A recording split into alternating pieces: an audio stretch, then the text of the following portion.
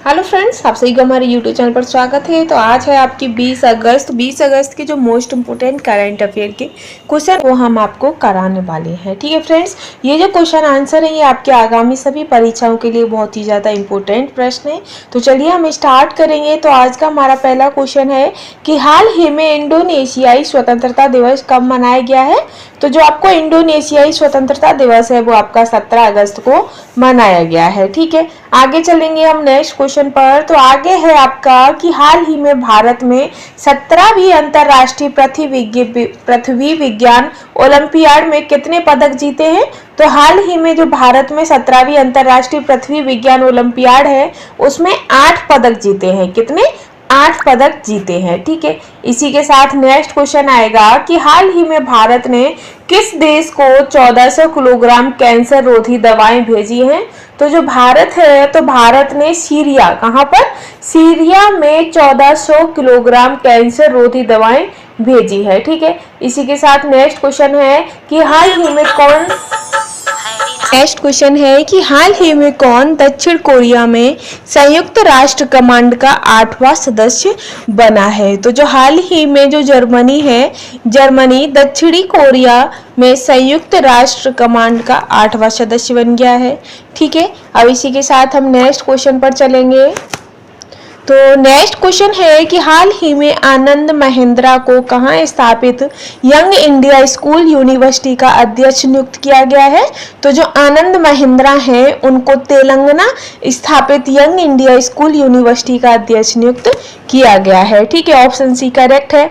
इसी के साथ हम आगे चलेंगे। तो आगे है कि हाल ही में आरबीआई ने किस तमिलनाडु मार्केटाइल बैंक का एमडी एंड सीईओ नियुक्त किया है।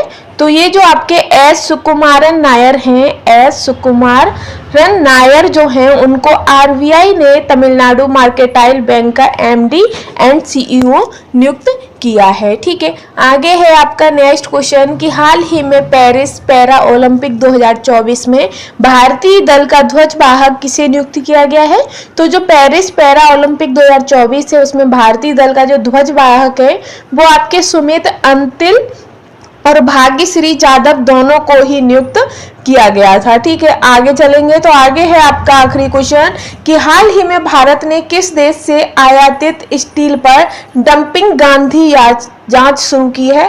तो जो डंपिंग गांधी जांच है वो आपकी वियतनाम पर, कहां पर? वियतनाम स्टील पर डंपिंग गांधी जांच स्टार्ट की गई है भारत ने। ठीक है, इसी के साथ नेक्स्ट है कि हाल ही में 28वां केंद्र एवं राज्य सांख्यिकी संगठन सम्मेलन कहां संपन्न हुआ है।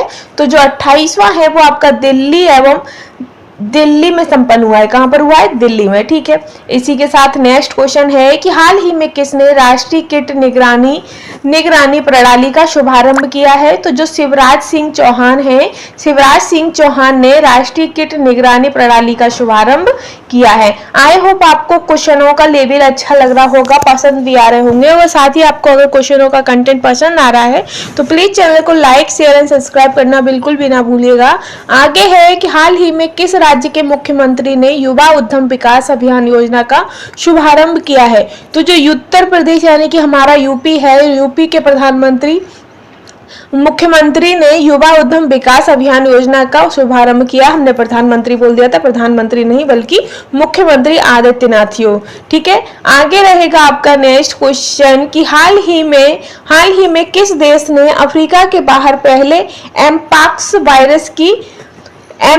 वायरस की पुष्टि की है। जो मंकी वायरस भी एक तरीके से जो फैला हुआ है, तो किस देश ने की है। तो जो स्वीडन है, स्वीडन देश ने अफ्रीका के बाहर पहले एमपॉक्स वायरस की पुष्टि की है। ठीक है, इसी के साथ हम आगे बढ़ेंगे कि हाल ही में पंचायत में महिला नेतृत्व पर राष्ट्रीय कार्यशाला कहां आयोजित की गई है। तो जो नई दिल्ली है, नई दिल्ली में पंचायत में महिला नेतृत्व पर राष्ट्रीय कार्यशाला नई दिल्ली में आयोजित की गई है। ठीक है, इसी के साथ आगे हमारा नेक्स्ट क्वेश्चन है कि हाल ही में ACI की लेवल 5 मान्यता प्राप्त करने वाला एशिया का पहला एयरपोर्ट कौन सा बन गया है।